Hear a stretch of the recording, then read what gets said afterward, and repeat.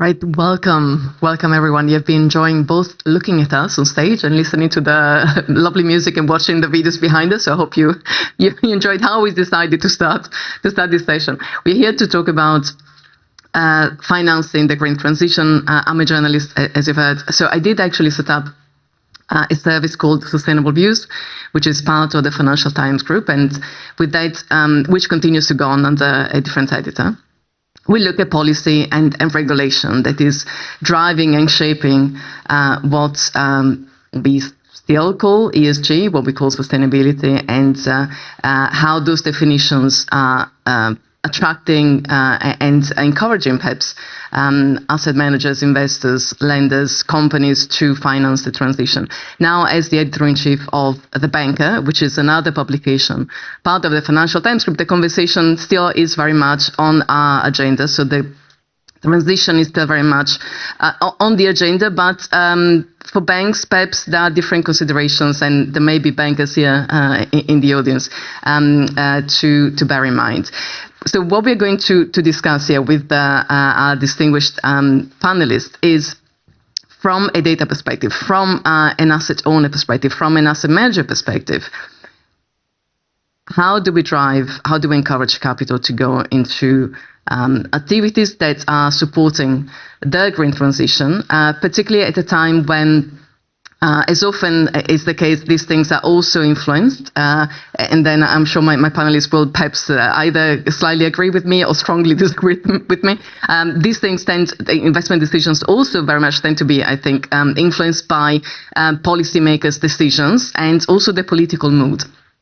So there is going to be an incoming administration in the US, which has been rather vocal about actually abandoning, forget about ESG, which has always been a bit of perhaps a challenging definition, but abandoning in a way the financing of the green transition at the mantra drill, baby, drill. So let's start with that. I'm going to start with the easiest possible question. But before I do so, let me also introduce you to our panelists. I'm sure you will know many, if not all of them. So right here next to me, we have David Schwimmer, who is the CEO of the London Stock Exchange.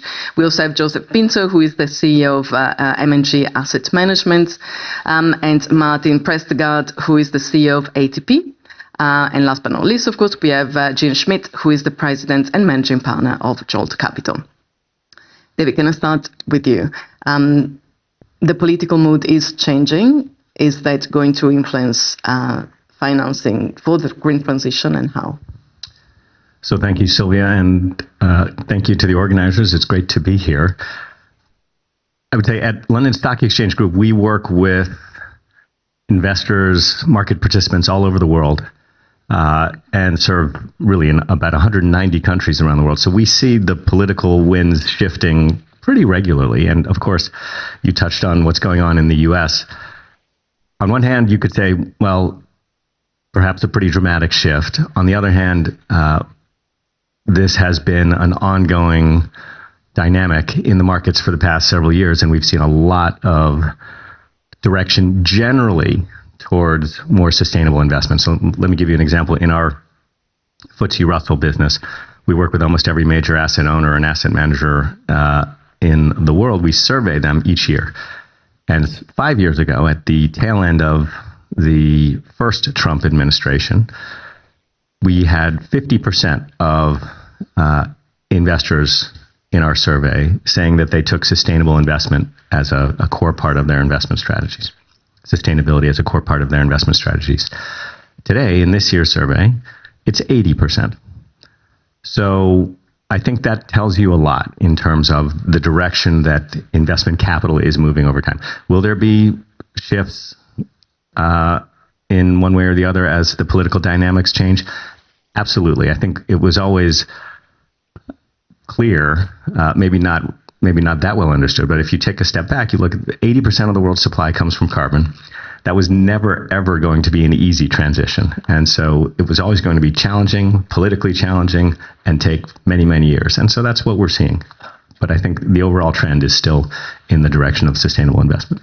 Okay, thank you so much, David. Joseph, do you agree with this? Actually, I do agree with what David said. First of all, just to introduce ourselves, we are both an asset manager and an asset owner. We manage roughly $400 billion of assets. We support our asset owner, which is an insurance company based in the UK, historically called Prudential in the UK. And we have clients outside our internal client, as we call it. And we do have programs on sustainability and on transition finance. We invest both in private markets and in public markets. In developed and in emerging markets. What I can say is that when I look around the world, the type of conversation we have with clients is still extremely lively when it comes to green investment, transition finance, all of it, especially in Europe, for sure. It's always been around.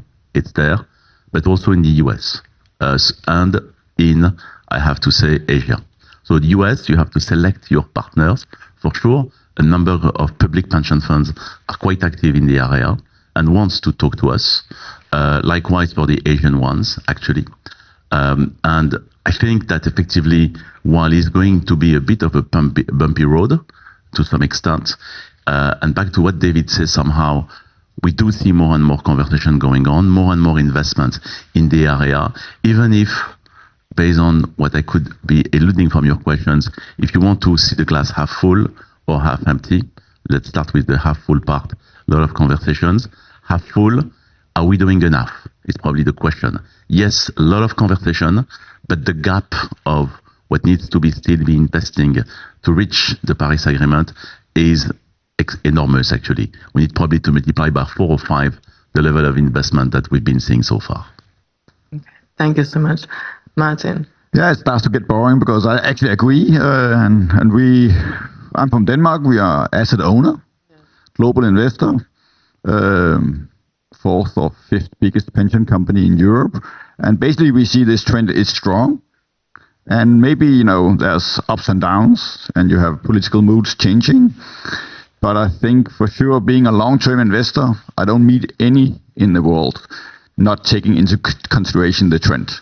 So you actually, you keep investing with the long-term on your view and you keep pouring money into basically maybe not very, very green things, but you try to change all the sectors you invest in a green direction.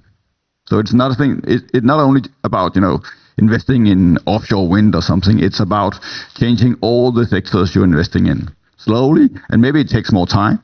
It was never meant to be easy. We have to transform our societies hopefully very fast, but it's difficult to do it fast and it's expensive to do it fast, and maybe it will slow down a bit and then will increase in speed in 5 years, but the direction is clear, and that's good, and maybe we don't do enough, but I'm pretty confident that that's the direction. Okay, thank you so much. And actually something we should definitely, I think, talk about is exactly this. So how do you finance the transition when, again, at a political level, perhaps the mood has changed in parts of the world, while in Europe, arguably, this mood hasn't quite changed, but very strict definition, and we all know that Europe does like to regulate things, right? So very strict definitions perhaps in a way have hindered the channeling of capital towards those, brownish industries that are trying to become green, but investing money in them would have compromised, I guess, the sustainability definition of those investors. So more on that later. But from your perspective, Jane, you look specifically at technology. Yeah, we are investors in technology companies, which are deep tech companies. So kind of all of them are here for improving the situation. And we do that in Europe with Article 9 funds. So we are on the SFDR Article 9 regulation. We can talk about it later.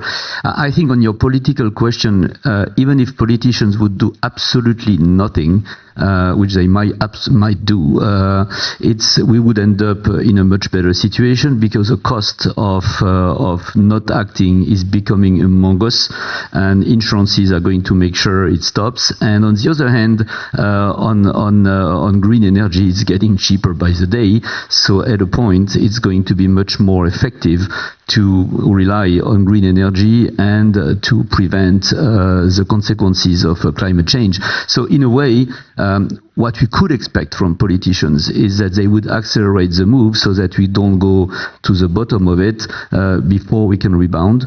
Are they going to do anything? I have no clue. But it's true that today the trend is not amazing. So we don't have crazy decisions made to improve the situation. Europe did a Green Deal. IRA is going to be great or not, we don't know. So what would you like to happen? What do you think is realistic to expect from policymakers to really, drive? Because of course we do need policymakers, right, to support and encourage everyone to come with you, not just the evangelists, which I would put you in that category here. Stick to decisions would already be amazing. So you make a decision like, let's get rid of EV cars, and the next minute all the lobbies are convincing you that you should not. Stick to decisions like, oil and gas is polluting a lot, so they should pay for it, because at the end of the day, we need to repair the planet because of that. Well, 4 trillion of profits for oil and gas, which is exactly what is needed to fix the planet. And guess what? No 4 trillion of taxes. All right, by carbon tax, I don't think anyone thinks it's on the cards, do we? A global carbon tax, David? I think a global carbon tax would be challenging, but we are seeing in different jurisdictions, obviously more and more aggressive moves by different governments. I do think the policy is really important, and one of the reasons you've seen this move relatively slowly over the last 10, 20 years is because in many ways, allocators of capital have been pulling governments along, and we've seen more of that in some jurisdictions than others.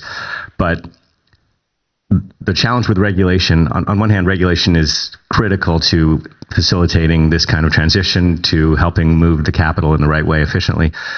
On the other hand, regulation can also be a challenge in and of itself. And one of the big areas where that has been a problem is in terms of the different jurisdictions having different standards, or complexity if you are running a global business and having to navigate regulation in different regions that is both up in the air in all different regions, evolving, but also likely to, when it lands, be quite different. And so one area that we have been strong advocates of is consistency and standardization across different jurisdictions. And I think the IASB is a great example of that in terms of trying to find standards for disclosure, standards for different aspects of regulation in this area, standards for what I'll call the accounting for climate, and making some progress there. And of course, I'm assuming the audience is very much familiar with the sustainability language of IASB and everything else we're going to mention, I hope so. But of course, the IASB is the International Accounting Standards set the IFRS attempt to create sustainability standards that can then be used as a sort of building block for nationally, I guess, defined reporting requirements around the world. So some interesting movement there, because we do need to understand what goes on. So we need the data. We need to have a common language to interpret the data. Is it helping? Can I come back to what David said? Actually, yes. I advise you to read the recent report from the UK government on following the change, of leadership there. And they published a quite interesting report on how they want to support sustainable finance. And it is true that the topic of policy came up again. And when I sit myself as an asset owner and asset manager, I want to make sure that when my teams invest into green finance, back to what David says, I would like to avoid any reputational risk. If it's green, it's green. So when we have a definition, we have to stick to it. And it has to be coherent around the world.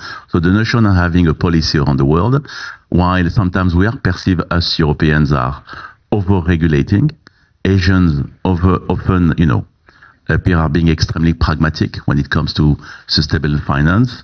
And I think the US, we know the topic has become extremely political now.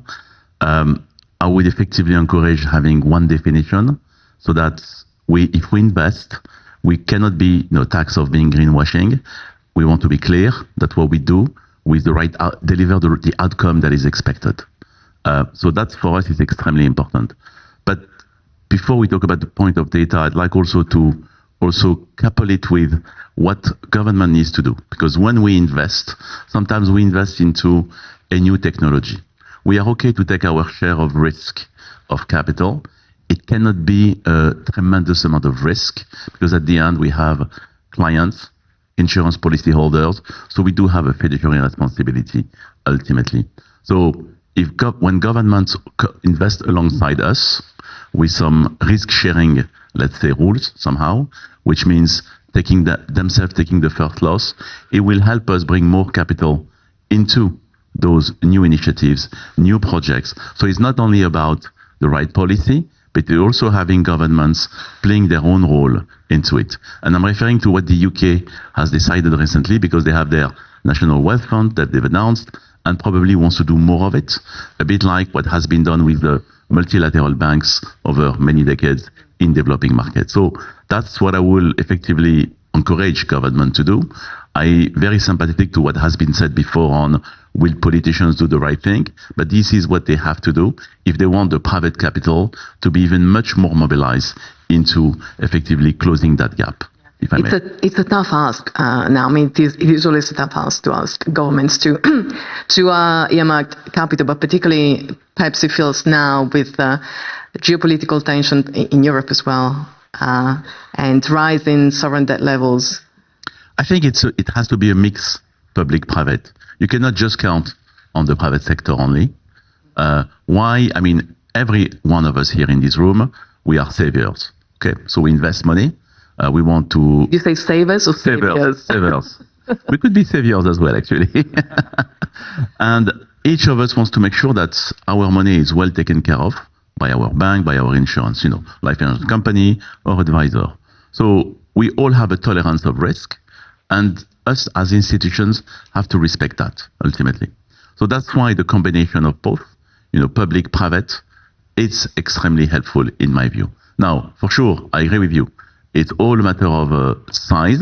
And if you want to tell me that investment capacity is not that big from public, from government entities, I would agree. There's not enough money into it.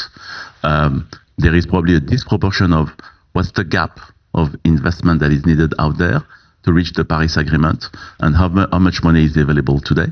I agree. But I think if governments do more of it, probably over time, back to your point on data, if we have better quality of data, better understanding of the risk behind, when we don't understand risk taken in a given project, we all get scared.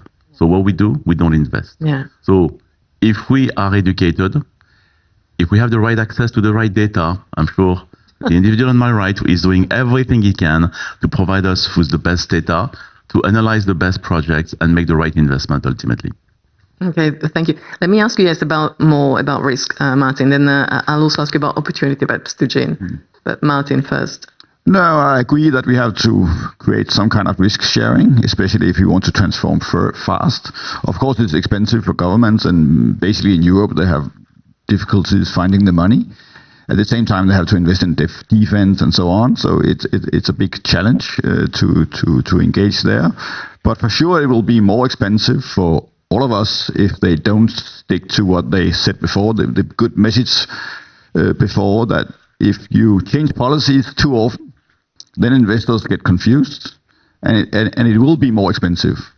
Because I think if you make new rules, make new requirements, that's kind of the cheap way of doing it for governments, and investors start to invest according to this, and then change views, change regulation, then investors pull back.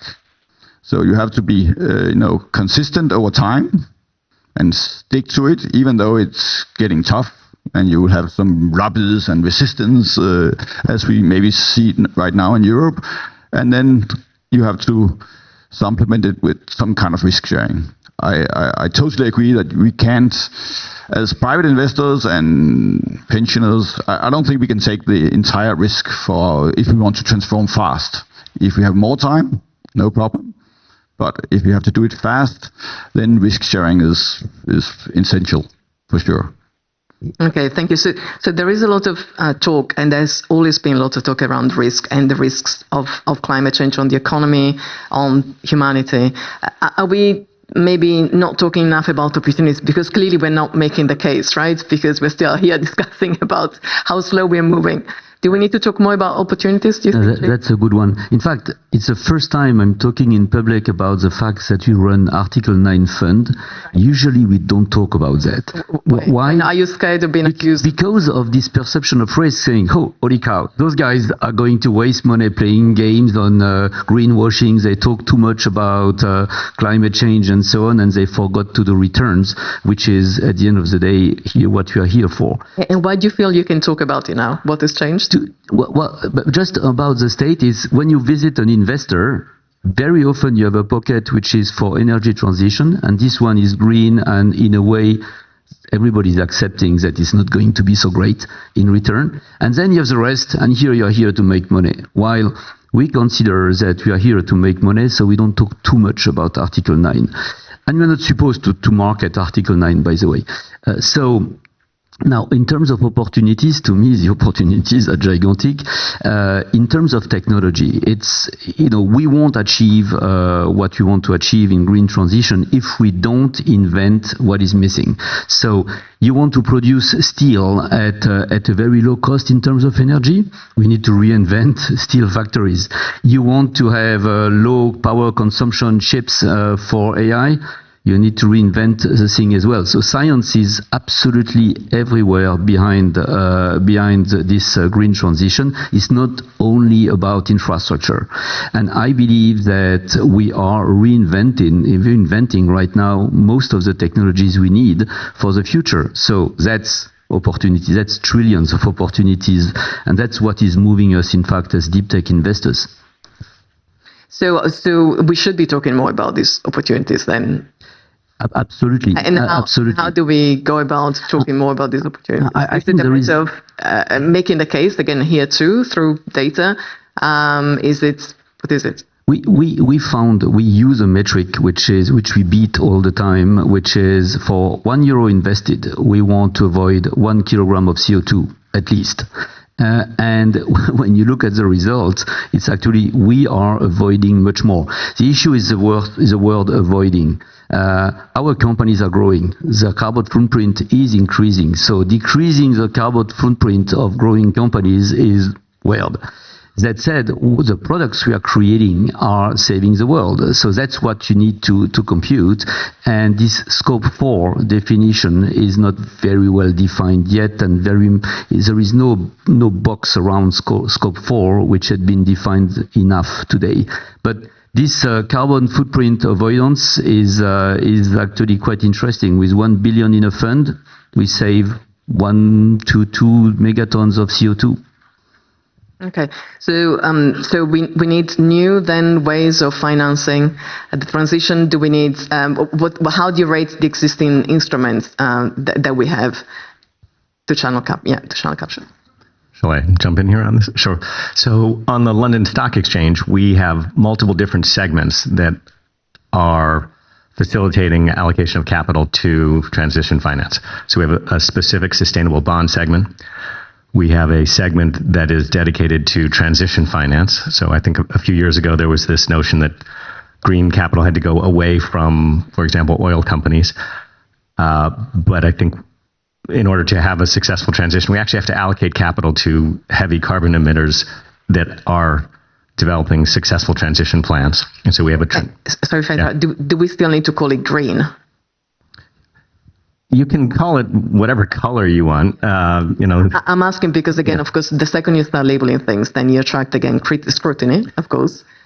And you need to understand where the money goes. I think whether it's green, whether it's brown, I think the important thing is that investors understand what they are allocating capital for. And we have, again, on the London Stock Exchange, we have what we call a green economy mark. And that is for companies that are raising capital, and over 50% of their revenues are green, as defined by third-party sort of recognized providers. We don't do the definition. They get a green economy mark. And there are investors who want to invest in companies that specifically have a green economy mark. On the debt side, I was mentioning the sustainable bond segment, the transition segment. We also, of course, have a voluntary carbon market. And whether voluntary carbon or compliance carbon, that's another really important area to play a role in this issue. I would say right now, are they at the scale that they need to be? No. And again, some of that comes back to the government action and the regulatory action to create really credible carbon markets. But maybe one other area that I should talk about is passive investment, because there's so much capital that's allocated to passive investment in index funds. And so we and other index providers have created index funds that have a climate-friendly tilt or a transition tilt. And that is becoming increasingly important in terms of how asset owners and asset managers are allocating their capital. Okay, so definitions still important in spite of the fact, of course, every as a journalist, every time we look at green bonds and sustainability-linked bonds, there is the excitement and also, there are problems because these things are new, and then there is a scandal, and then there taints the name for the whole asset class and so on. Joseph, let me come to you. Is that a concern at all in terms of how we call these instruments, and do they actually sway your decisions? You want me to know if I again agree with David? Yeah. So I'd like to actually address the topic twofold. So David is a market, let's say, provider somehow to us, asset managers, asset owner. If I look at, as an asset manager, you refer to active and passive funds. Some of the terminology we can use, green, for example, while we invest into green bonds, by the way, or other instruments that David mentioned, have to be eventually labeled into our funds. If you look at what ESMA is doing right now, I think there was a good article this morning on it, that they are reviewing also their own rules of what it means for us providers of, let's say, investment capabilities to clients, funds, for example. When they issued their first, let's say, rules a few months ago, the whole industry reacted, showing that there will have been probably 4,000 funds in Europe that will have to review how they will label themselves, because they would not be able to use some of the terminology that they used to. Back to exactly your point. Some of them would have said, you know what, I would rather stick to my investment, philosophy. And if this is not what ESMA wants, the European regulator wants, I would rather divest some from the assets, the brown ones, for example.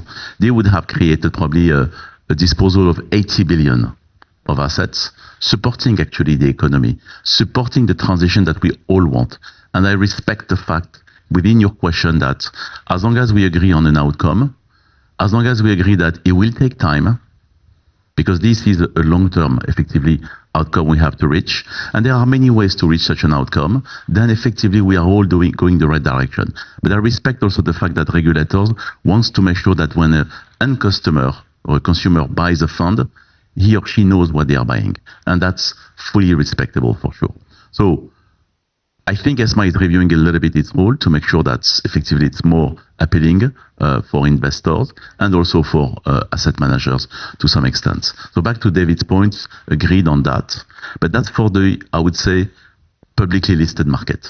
Then you have the whole of private market. And the issue of private market is where there are, back to your point before, tons of fantastic examples out there. I can give you just a couple of them. We have a subsidiary called Responsability based in Zurich, investing into blended finance around the world, mostly emerging markets only. I was speaking to the team recently. They were very proud to share with me an example of a bank in Vietnam they supported by providing them with unsecured loan, which is quite risky. That's what they do actually ultimately, investing into it. Vietnam has done a lot into investing into renewable energy, yet it's probably in the top 20 countries in the world that is staying in terms of gas emissions, probably in the top 20 again. So a country that still, despite the efforts, has to make more efforts. So here we go where our entity is supported by the bank to basically provide them with the right sustainable loans somehow, or green loans, unsecured. But also what the team has done is to transfer technology, to help them invest in themselves, to lend that money to projects that will make sense for the country. It could be green resource, if you want, or it could be, some, cold storage technology that will help effectively reduce carbon emission. So that's how we want to do it as well in the private market space. I do have to say, back to David's point, while the public market is extremely scalable, big markets, big volumes, the private one Each of us, I'm sure, have stories, but the challenge we are facing is the scalability of them. We want many, many more of those if we want to reach a given target. I was going to ask you also about disclosure fatigue, regulatory fatigue, but perhaps we can go back to that later. Let's stay with the private markets and all these interesting projects. So sexy, right? So much ingenuity there, but as you say, it's very time-consuming and costly exercise because of the issue of scale. So I wonder whether if you want to add anything on that, but also wanted to hear what Martin and Jim think about that. No, private markets is always a challenge, and in many ways, the public markets, they create transparency and it's easy setup, governance setup, and the governance is clear and transparent. And private markets is more difficult. I was just coming out of being a joyful investor in Northvolt, this Nordic Swedish battery factory, going into Chapter 11 bankruptcy filings in the US, and it's complicated to have big investments, capital intensive, trying to support the green transition. So I think you need to have big investors, and you need to be very sophisticated, and in that way, I think some of the public markets are good to creating big volumes, and it's more difficult to create it in the private markets, even though that you see a lot of money pouring into private markets, and I have done that for the last 20 years.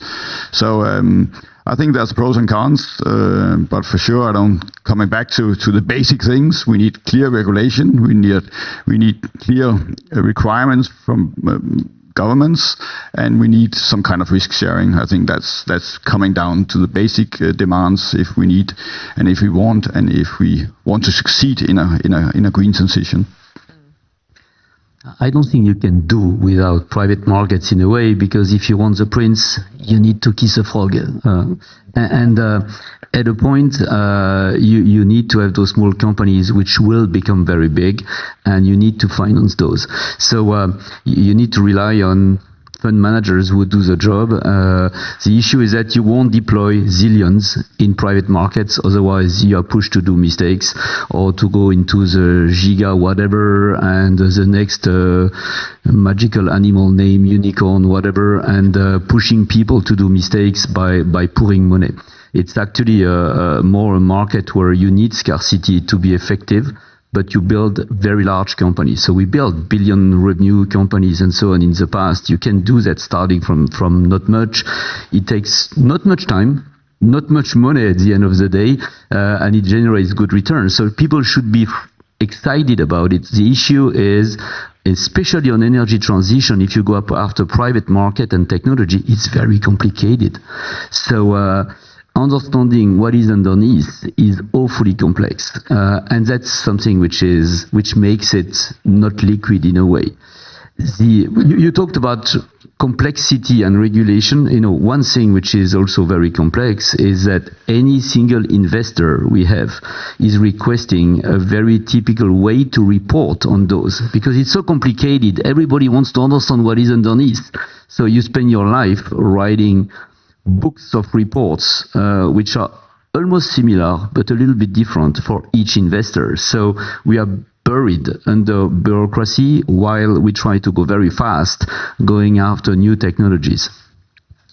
Can I just one additional comment on this private markets discussion?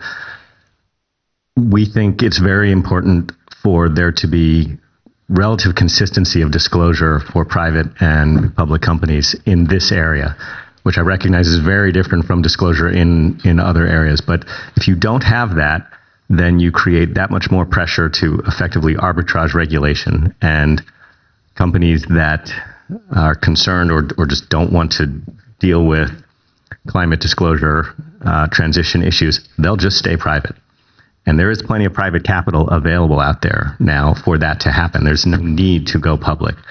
So I think this issue really has to transcend the capital structure of companies in terms of being applicable really across economies. Is it mostly European situation? Because if we look at the US with Gary Gensler leaving the SEC, and pretty much everyone you speak to, they're saying that means, gainsfully leaving the SEC means definitely no more climate requirements, disclosures. So then companies listing there, are they going to not be subject to the same kind of requirements? Well, I think this goes back to your first question on politics, and I think that the next 4 years will be what the next 4 years will be. But I think the longer term trends, whether in the US or elsewhere, the world is addressing this issue. And I think it's much easier to go down a path where public companies are the only ones who are subject to this kind of disclosure. That would be sort of the natural instinct for regulators.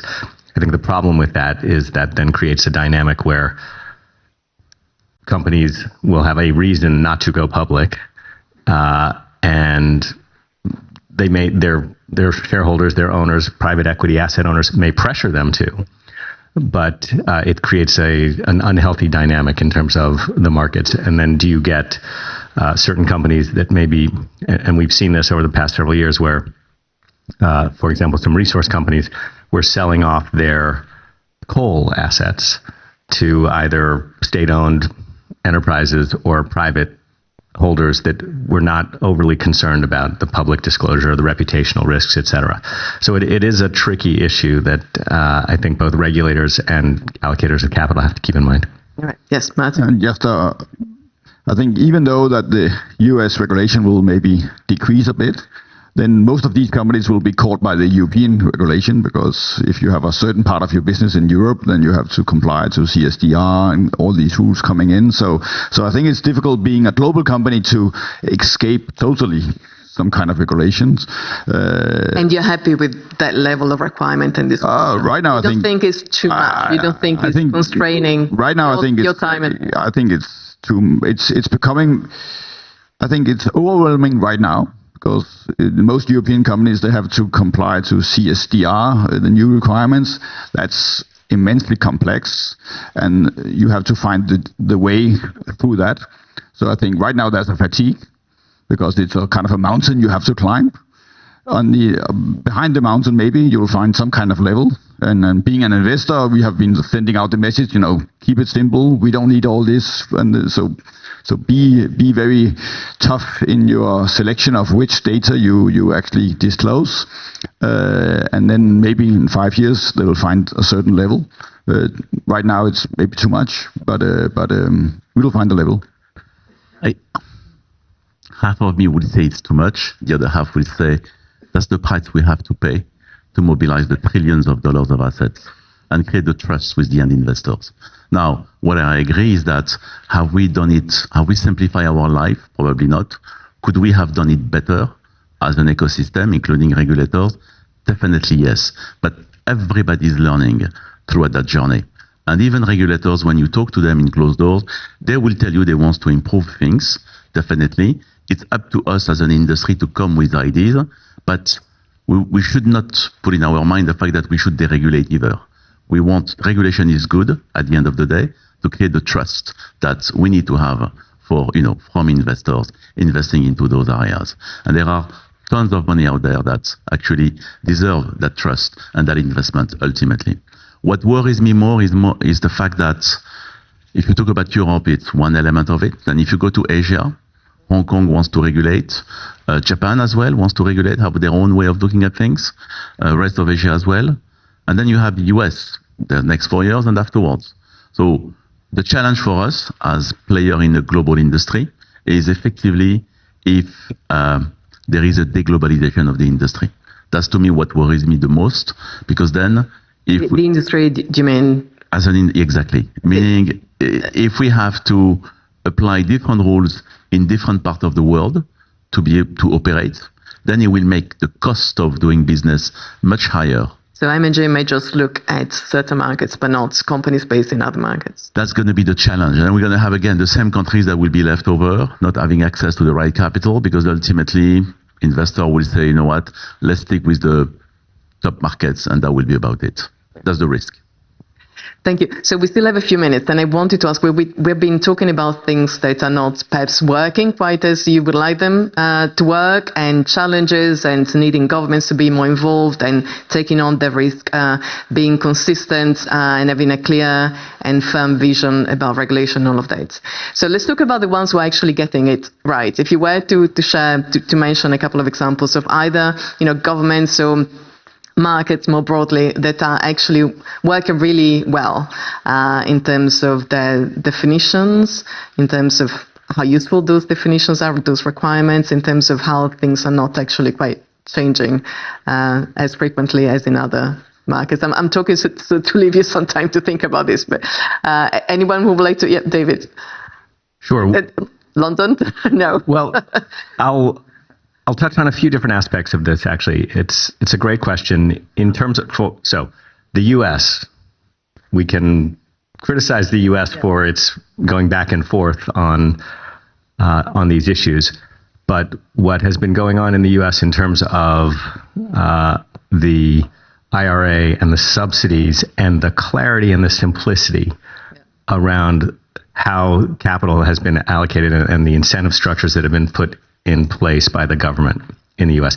Now, the U.S. can do that because it has the reserve currency and it can borrow seemingly without limit. So that's not a tool set that is available in Europe and elsewhere. But some of the principles that have been used there in terms of long-term guidance and simplicity, I think are really important in terms of having success in other areas.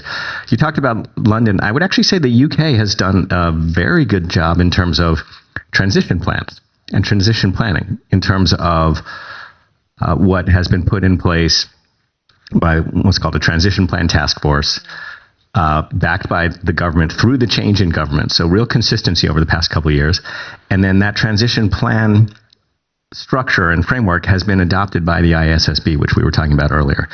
So that's actually a real sign of success and progress. And to the extent that other countries around the world are looking for transition plan guidance, what the UK has done and what is now adopted by the IASB is a very good framework. And so I think to the extent that the EU and EFRAG are working on transition planning, I know for the last several years there's been this dynamic that because of Brexit, anything that comes out of the UK, we've got to do it differently. But I think that's actually a great example of something that makes sense and can be helpful for other jurisdictions around the world. And what do you like, if you were to pinpoint like two elements of the transition task force work, what do you like in particular? I think they have come up with frameworks that are not reinventing the wheel, but are using a lot of work that's already been done by, for example, GFANS and some other organizations around the world, and then using or creating clear guidance for specific industries, because there's so much complexity in this space. So to have guidance for resource companies, to have guidance for chemicals, to have guidance for different industries in terms of transition plans, I think that's been very helpful. So recognizing that things are going to the transition is going to look different depending on which industry. Yeah, okay. Thank you, Joseph.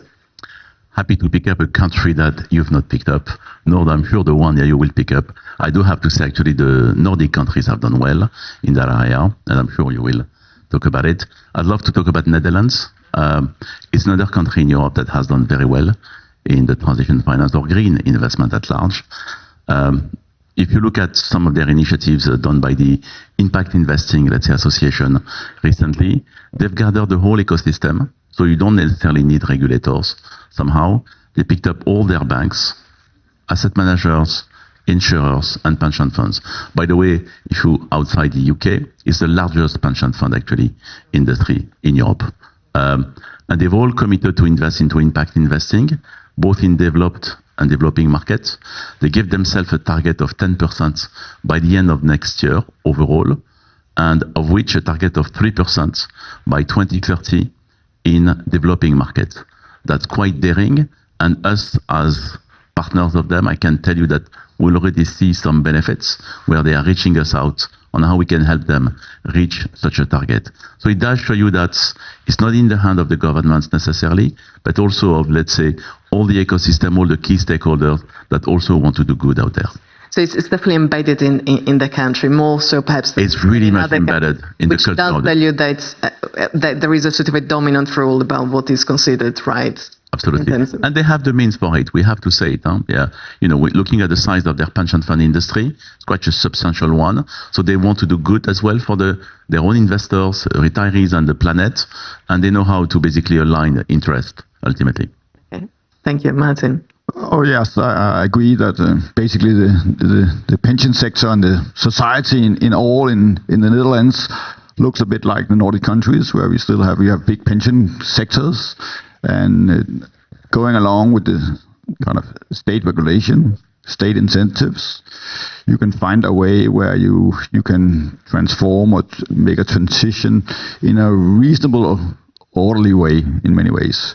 But I would also say that the Inflation Reduction Act from the US has kind of changed the game a bit, because all the pension companies, they are obliged to create the best pensions in the world, and it's difficult when someone wants to give you money to invest in their country.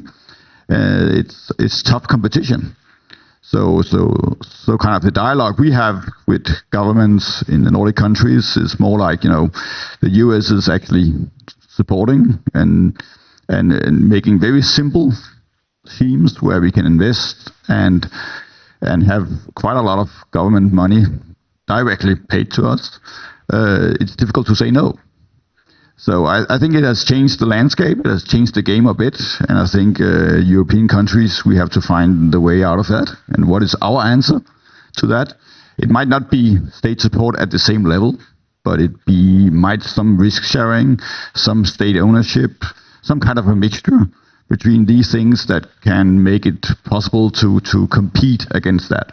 Because we have the US and we have China with a totally other model, not to be copied, but it's effective in many ways. They have, solar, they have EV cars, they have EV batteries, they have a lot of sectors they actually control now.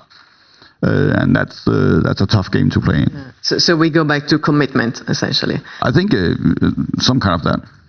Thank you. Jane, last word. I think that SFDR works quite well. I see in multiple ways. You see funds which were Article 9 saying, holy cow, it's too complicated, I'm going to go to Article 8 or 6.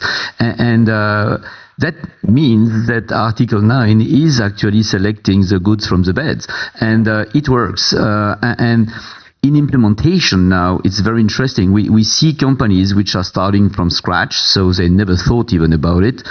We're starting to implement the tracking of their CO2 footprint and what they save effectively. And you see companies moving from, I don't care really, because this is just for reporting crap. And suddenly they move to, wow, we are super green and we can do much better. And in fact, they use that to win more business. And what I see is that in our portfolio, this Article 9 thing, which was initially a burden, becomes an acceleration for the business of our companies. So we shouldn't underestimate that. It's actually working quite well. Okay. All right. So you probably are one of the few people I've ever spoken to who are such an enthusiast about SFDR and fund regulation. We are pretty much out of time. We still have 1 minute left. And so just to sum up the discussion, I wonder whether I was going to say a few words, but perhaps I should just leave you this final minute to share just a couple of thoughts about what makes you feel, we're talking about the glass half empty and half full, that makes you feel hopeful about 2025, David. Well, again, if you put this into a little bit of historical context, the amount of change that has happened over the last 10 years is extraordinary. And if you think about this era for climate transition, accounting standards for climate transition, standardization of data, there has been so much change, so much innovation, a lot still going on, a lot of regulatory activity, some of which we would have liked to have seen sooner. You can compare it in many ways to the 1930s, when you had regular financial accounting standards really being put into place. So I would say in that kind of historical context, the last 5-10 years, enormous progress and a lot of change. Thank you. Joseph. Besides what we said, I think to me what gives me hope is every conversation I can have tells me that people are extremely concerned about it, wants to do better for the planet across generations. And that's why they feel like they have the pressure to invest more into the transition energy investments, and then hopefully that will come into more assets into the field. Thank you, Martin. Well, I'm mildly positive, so I think we should skip the bad mood and try to go on and just realize that there's ups and downs, and I think we will progress. Okay. I see something like 15,000 great companies in Europe full of technology, which creates a lot of hope. It's those companies are going to change the world. They have the capability to do it, the intellectual property. So I believe in science, and I see that happening now. All right, wonderful. What a wonderful way to end the discussion. So 50,000 companies in Europe potentially changing the world. Then, of course, the gentlemen on stage here are going to try and get us all there.